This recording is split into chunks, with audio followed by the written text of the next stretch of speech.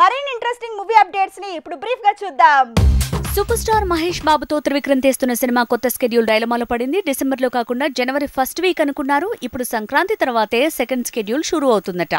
Yashoda hit తర్వాత సమంత మరో ప్రయోగం చేయబోతుంది. రాహుల్ రవీంద్రన్ మేకింగ్ లో లేడీ ఓరియంటెడ్ సినిమాకు సయ్యింది. 2023 సంక్రాంతికి ఈ సినిమా సెట్స్ పైకి వెళ్లబోతోంది.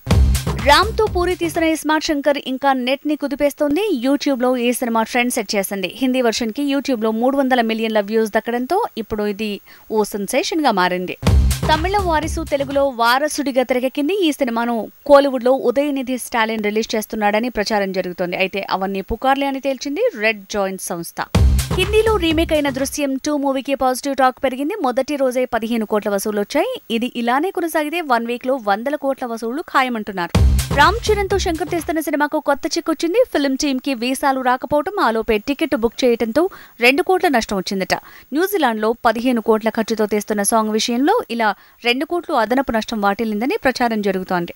నటసింహం బాలయ్య వీరసింహారెడ్డి మూవీ నుంచి తూటాల దూసుకురాబోతోంది ఓ పాట. ఇక ఆదిత్య 369 సీక్వెల్ కూడా వచ్చే ఏడాది పట్టాలేకబోతుందట. ఇందులో బాలయ్య వారసుడు లీడ్ రోల్ ప్లే చేస్తే నటసింహం మాత్రం 3 అతిథి పాత్రలు వేయబోతున్నాడట.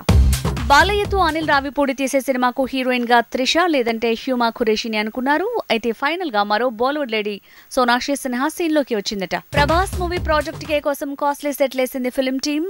4 సెట్లు 40 కోట్లతో రెడీ చేశారు. 50% సినిమా ఆ సెట్ లోనే పూర్తి కాబోతోందట.